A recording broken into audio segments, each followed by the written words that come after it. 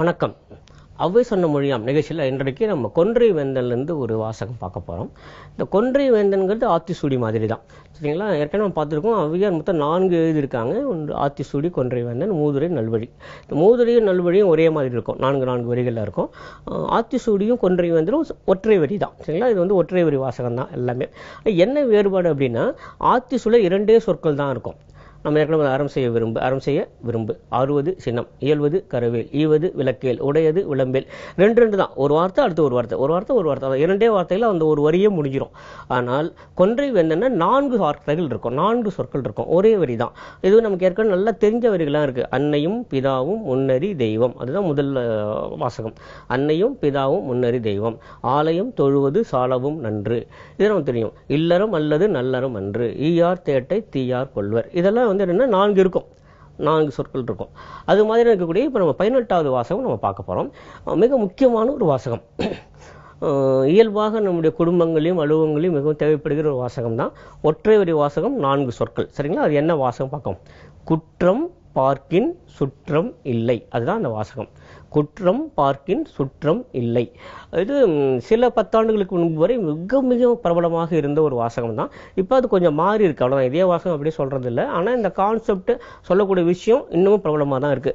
என்ன அப்படின்னா, தப்பு கண்டுபிடிச்சிட்டீங்கன்னா யாரும் உங்கள் பக்கத்துலேயே வரமாட்டாங்க, எப்போதும் குறைய சொல்லிடுங்க, யாரும் உங்களை பார்க்க வரமாட்டாங்க அப்படின்னு இப்போ நான் சொல்கிறோம் இல்லையா, அதுதான் அது. குற்றம் பார்க்கின் சுற்றம் இல்லை அப்படிங்கன்னா வேறு ஒன்றுமே இல்லை. குறைய சொல்லிட்டு இருந்தீங்கன்னா உங்களை சுற்றி யாருமே இருக்க மாட்டாங்க அப்படிங்கிற நம்ம இப்போ சொல்கிறோம்ல, அதே வாசகம் தான் அது. குற்றம் பார்க்கின் சுற்றம் இல்லை. சரி, இப்போது என்னெல்லாம் இந்த வாசகம் சொல்லுது பார்க்கலாம். முதல்ல குற்றம். இந்த குற்றம் அப்படிங்கிறது ஒரு பெரிய சொல். அது என்ன, கிரைம் அல்லது அஃபென்ஸ் அந்த மாதிரியான அந்த மாதிரி அர்த்தத்தில் இங்கே சொல்லப்படலை. வெறும் குறை சொல்கிறது தான், வெறுமே இல்லை. குற்றம் பார்த்தல் அப்படின்னா குறை சொல்லுதல். அப்படின்னா என்னெல்லாம் தப்பு பண்ணுறாங்க, என்னெல்லாம் தப்பாக செய்கிறாங்க அப்படிங்கிற பார்த்துட்டு வந்தோம் வச்சுக்கோங்களேன். சுற்றம் இல்லை, நம்ம சுற்றி யாருமே இல்லை. இந்த சுற்றம் அப்படிங்கிறது யார் அப்படின்னா உறவினர்கள் மட்டுமே இல்லை. பல பேர் தவறாக புரிஞ்சுட்டு இருக்காங்க. சுற்றி இருக்கிறவர்கள் அத்தனை பேருமே சுற்றம் தான்.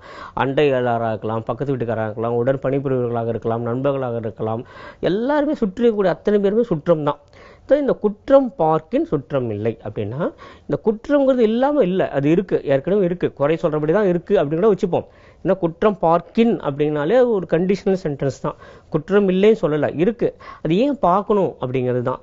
குற்றம் பார்க்கறதுனால சுற்றம் இல்லாமலும் போய்விடுகிறது. சரி, இப்போ இயல்பான இந்த நடைமுறை வாழ்க்கைக்கு வருவோம்.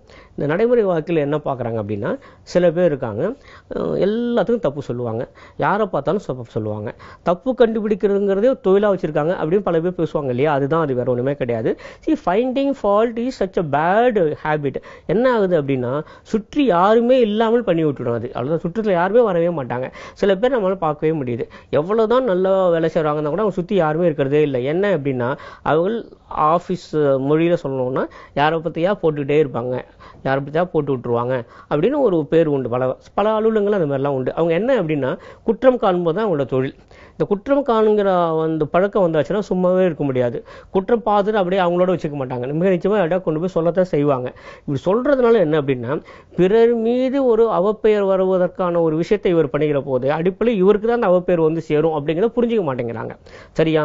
பிறருக்கு அவப்பெயர் வரும் என்று நினைத்துக்கொண்டு நாம் சொல்வதெல்லாம் நமக்கே தான் அவப்பெயராக வந்து சேரும் அப்படிங்கிறத நம்ம புரிஞ்சுக்கணும். இந்த குற்றம் பார்க்க சுற்றம் இல்லைங்கிற அர்த்தமே என்ன அப்படின்னா, நீங்கள் எப்போதெல்லாம் பிறர் மீது குற்றம் காணுகிறீர்களோ, குறை காணுகிறீர்களோ, தவறு காணுகிறீர்களோ, அப்போது அதை மிக நிச்சயமாக பிறரிடம் சொல்ல வேண்டிய அவசியம் வரும். சொல்லுவீங்க. இயல்பாக அப்படி ஒரு உத்வேகம் வரும், போய் எல்லாட்டும் சொல்லணும் அப்படின்னு தோணும். ஒரு அர்ஜி இருக்கும், வெளியே போய் சொல்லாட்டும் அதை கலந்து சொல்லிக்கிறோம் அப்படின்னு சொல்லி. அப்படி சொல்ல நாம் யாரை பற்றி குற்றம் சொல்லுகிறோமோ அவரை பற்றி ஒரு இமேஜ் மாறுமோ இல்லையோ தெரியாது.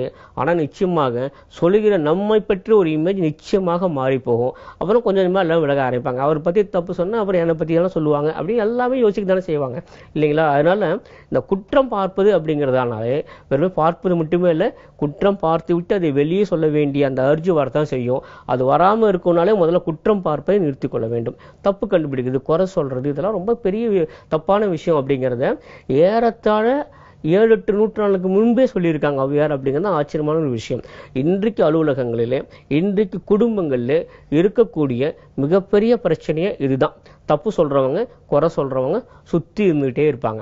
இது என்ன ஒரு பெரிய பிரச்சனை அப்படின்னா, இந்த தப்பு சொல்றவங்களும் குறை சொல்றவங்களுக்கும் உள்ளலும் மிகப்பெரிய ஒரு சதி திட்டம்லாம் இருக்குங்கிற மாதிரிலாம் இல்லை. அது ஒரு பழக்கமாவே வந்துடுச்சு. அவங்க என்ன தப்பு பண்றாங்களோ குறை சொல்றவங்களும் எல்லாத்தையும் சொல்லிட்டே இருக்கணும் அப்படிங்கிற வந்து வச்சுங்களேன். அப்போ அவர் சுற்றி யாருமே இல்லாமல் தனித்து விடப்படுகிறார்கள். தனித்து விடப்படுகிற அவர்களுக்கான ஒரு ஆலோசனையாக அறிவுரையாக தான் இப்போ ஔவையார் சொல்றாங்க. பாருங்களேன், இவ தப்பு பண்றவங்க தான், ஆனா அவங்களுக்கும் ஒரு அறிவுரை வேண்டி இருக்கிறது. அப்படிங்கிற போது தான் ஔவையார் தனித்து நிற்கிறாங்க. விட்டுட்டு போயிடலாம். என்னென்ன அவங்க குற்றம் சொல்றாங்களா, அவங்க கூட நீங்க யாரும் பழகாதீங்க அப்படி சொல்லிட்டு போயிடலாம். அது மற்றவர்களுக்கு சொல்லக்கூடிய அறிவுரை. ஆனா இப்ப அறிவுரை இங்க இடத்துல இந்த ஔவையார் என்ன பண்றாங்க அப்படின்னா, யாரு தப்பு கண்டுபிடிக்கிறாங்களோ, குறை சொல்றாங்களோ அவங்களுக்கு சொல்றாங்க இந்த அறிவுரையை. இந்த மாதிரி நீங்க பண்ணிட்டே இருந்தீங்கன்னா அப்புறம் உங்க சுத்தி யாருமே இருக்க மாட்டாங்க, உங்க சுற்றமே இல்லாம போயிடும். அப்படி பாருங்களேன், இந்த அறிவுரை யாருக்கு எங்க கொண்டு போய் சொல்றாங்க பாருங்களேன். தவறு செய்பவர்களிடத்திலேயே உங்களுக்கு இது மாதிரி செய்யாதீர்கள், இது தவறு, இது இருந்தா உங்களுக்கு சுற்றம் இருக்க மாட்டாங்க அப்படி சொல்றாங்க இல்லையா. அதுதான் சற்று வேறுபடுத்தி நிற்கிறது இந்த ஒரு வாசகத்தை பொறுத்த வரையில. குற்றம் பார்க்கின் சுற்றம் இல்லை.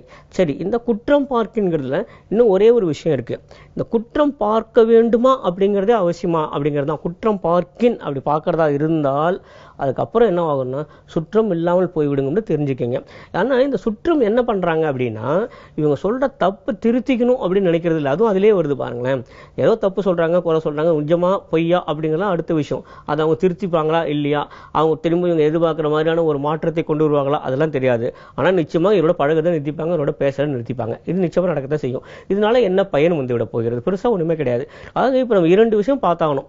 குற்றம் பார்க்கணுமா, அது மற்றவங்களும் சொல்லணுமா, அந்த குற்றம் திருத்தப்பட வேண்டுமா, அவங்க மாறி ஆகணுமா, எல்லாத்தையும் விட நமக்கு சுற்றி எல்லாரும் நமக்கு நண்பர்களாக இருக்கணும் நம்ம ஆசைப்படுறோமா, இந்த 2ல் ஒன்று தான். So the choice is hours. நமக்கு வந்து குற்றம் பார்க்க போகிறோமா, சுற்றம் வேண்டும் நினைக்கிறோமா அப்படிங்கிறது தான். ஆனால் ஔவையார் மிக தெளிவாக சொல்கிறார்கள், இந்த 2ல் சுற்றம் தான் வேண்டும், குற்றம் பார்ப்பது அல்ல.